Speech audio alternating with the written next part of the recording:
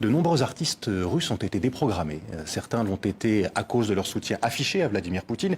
C'est le cas du chef d'orchestre Valéry Gergiev. D'autres, en revanche, l'ont été parce qu'ils sont russes. C'est le cas de la soprane Anna Netrebko, notamment. Est-ce qu'il fallait boycotter cette deuxième catégorie d'artistes et parfois même interdire l'étude de certains écrivains russes, comme ça a été le cas notamment en Italie?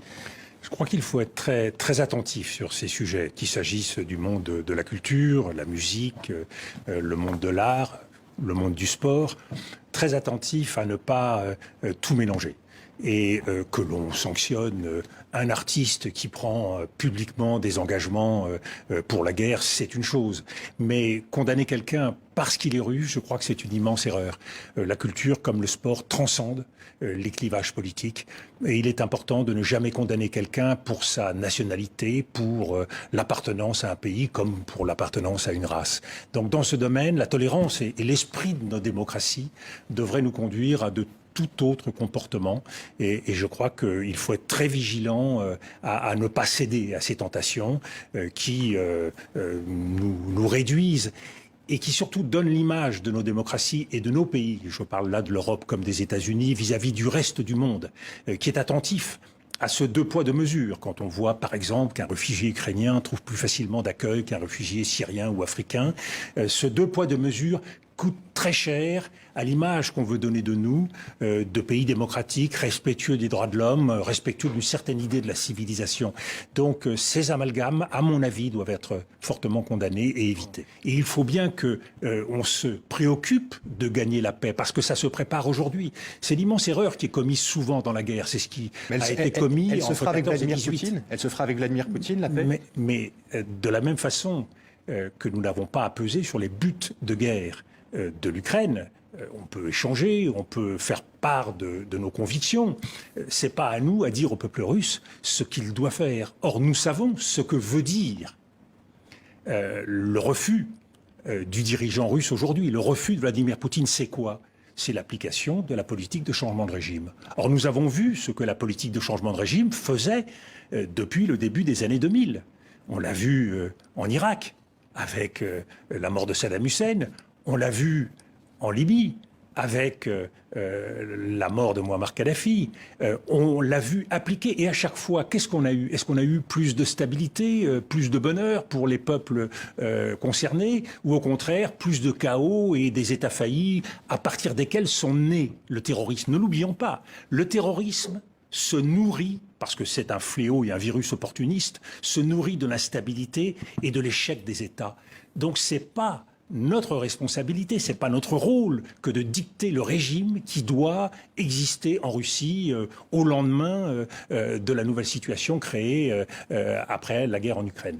Vous avez le sentiment que les États-Unis, justement, recherchent d'une façon ou d'une autre, sans le dire bien sûr, un changement de régime en Russie pour renverser finalement Vladimir Poutine? Et je crois qu'il est très important d'essayer de comprendre les moments.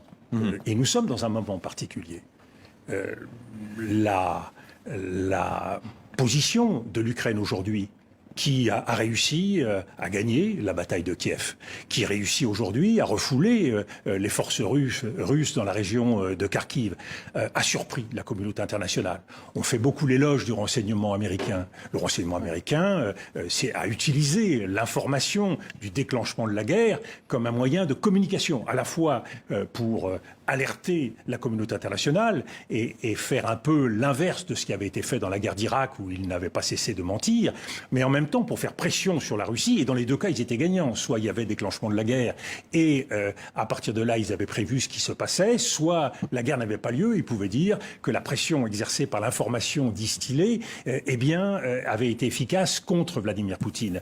Ce renseignement américain, il n'avait pas prévu la formidable résistance ukrainienne. Il n'avait pas prévu les difficultés que rencontrerait l'armée russe. Il n'avait pas prévu la mobilisation et l'unité des pays européens. Donc il faut être attentif au moment. Aujourd'hui, du fait de cette situation, il y a une euphorie aux États-Unis. Et on le voit bien dans les déclarations successives du secrétaire à la Défense, du secrétaire d'État, voire même de Joe Biden. Et il y a une mobilisation massive également des États-Unis pour livrer des armes, des armes lourdes à l'Ukraine. 40 milliards de coopération. L'idée est d'affaiblir la Russie, c'est ce que disent les dirigeants américains. Absolument. Et la question, c'est jusqu'où ces pays-là, les États-Unis et l'Europe, doivent-ils aller? C'est une chose que de répondre à l'agression de la Russie et de faire en sorte que cette agression échoue. C'est une chose. C'est autre chose que de viser par-delà la réponse à cette agression, d'affaiblir le régime, voire de faire en sorte que le régime tombe. Mais vous redoutez que les États-Unis cherchent justement cet objectif-là, finalement. Je redoute deux choses. D'abord, l'expérience. Nous avons l'expérience des conséquences des politiques de changement de régime qui créent du chaos, qui créent du terrorisme. Et au bout du compte, c'est la communauté internationale tout entière, et en particulier l'Europe, ne l'oublions pas. Le champ de bataille, il est européen. Bien sûr, c'est l'Ukraine qui souffre d'abord.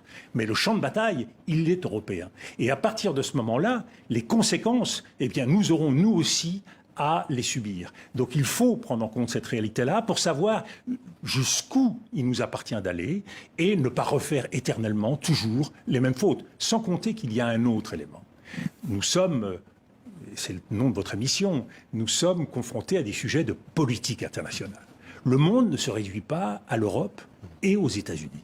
Et la volonté que pourraient exprimer les Américains de changer le régime russe, de faire tomber Vladimir Poutine, croyez-moi, c'est compris 5 sur 5 à Pékin, en Afrique, en Amérique latine et au Moyen-Orient. Pourquoi tant de pays prennent leur distance par rapport aux États-Unis aujourd'hui? Pays comme les Émirats arabes unis, comme l'Arabie saoudite, comme de nombreux pays africains ou sud-américains. C'est tout simplement parce qu'ils ont le sentiment que les États-Unis vont trop loin dans la défense de leurs propres intérêts, alors que là, il s'agit tout simplement de mettre fin à une guerre inacceptable et de mettre fin à une agression inacceptable. C'est cela l'objectif. Et attention à ne pas mener la guerre de trop, parce que au-delà de faire cesser cette guerre, il y a la nécessité de gagner la paix. Et pour gagner la paix, il ne faut pas aller jusque-là, jusqu'à ces objectifs idéologiques et politiques, parce qu'ils nous entraînent dans un monde sur lequel nous n'avons pas de prise. Et ce monde, c'est un monde divisé. On le voit avec la confrontation États-Unis-Chine. On le voit avec l'opposition entre les intérêts de l'Ouest et du reste du monde. On le voit entre le clivage pays autoritaire, démocratie libérale. Si nous cédons à la tentation de diviser le monde, les conséquences économiques sur la mondialisation, les conséquences politiques, les conséquences idéologiques font que, eh bien, notre voix perdra de la légitimité, perdra de la compréhension dans beaucoup de régions du monde. Éviter le risque de guerre, dites-vous, Dominique de Villepin. Henri Guénaud, que vous connaissez, ancien député, ancien conseiller spécial de Nicolas Sarkozy à l'Élysée, a publié ce vendredi une tribune dans Le Figaro. Il y écrit « Nous marchons vers la guerre comme des somnambules. Tout faire pour acculer la Russie, ce n'est pas sauver l'ordre mondial, c'est le dynamiter. » Est-ce que vous êtes d'accord avec cette analyse? Il prend en compte une analyse historique, qui est celle de l'historien Christopher Clark, sur la guerre de 14, la façon dont la guerre s'est déclenchée. Et on pourrait prendre beaucoup d'exemples de marche à la guerre qui se passent ainsi par engrenage, à la fois des engrenages d'alliance et des automatismes où on se contente, là encore, de bouger un pion, puis tout à coup, on est surpris, tiens, c'est la guerre. Bon, je souhaite qu'on avance les yeux ouverts. Et du point de vue de la mémoire, Henri Guénaud a raison de rappeler cette référence historique. C'est un devoir que nous avons. Ne nous laissons pas entraîner alors que nous savons vers quoi cela nous conduirait. Il y a un besoin de lucidité dans ces moments. Il y a un besoin de lucidité, il y a un besoin d'anticipation, il y a un besoin de concertation et il y a un besoin de vision stratégique. On ne doit pas se contenter de regarder les choses en termes d'arsenal militaire. Nous savons bien qu'à certains types d'armes correspond à certains types de guerre, que certains types d'attitudes ou de gestes peuvent conduire à l'élargissement du conflit. La co-belligérance n'existe plus en droit. Mais néanmoins, le fait à un moment donné d'être participant direct à une guerre, ce qui est différent d'apporter un soutien ou de livrer des armes, eh bien tout ceci constituerait effectivement un risque supplémentaire qu'à mon sens, nous ne devons pas prendre et avec lequel nous devons être particulièrement responsables. Juste, étant donné le moment, on peut comprendre qu'il y ait des portes de sortie à un moment ou l'autre, mais là, on est quand même dans une guerre réelle sur le continent européen, effectivement. Est-ce qu'il ne faut pas quand même donner la priorité à l'armement? On voit les Allemands, par exemple, qui ont annoncé un fonds spécial 100 milliards d'euros sur 4 ans pour rééquiper la Bundeswehr, bon, qui était, il faut dire, en assez mauvais état. Vous trouvez que c'est effectivement judicieux? Est-ce qu'il faut faire ça de toute façon. Et craignez-vous d'ailleurs l'espèce de réarmement allemand, même si ce mot est largement connoté? Effectivement, nous sommes confrontés à nouveau à la guerre en Europe. Mais notre premier devoir, c'est bien sûr d'en prendre la mesure et d'en tirer les conséquences. Ça veut dire, en matière de sécurité, en matière d'efforts de défense, et nous, Français, le faisons déjà depuis plusieurs années, d'être à la mesure de ce risque.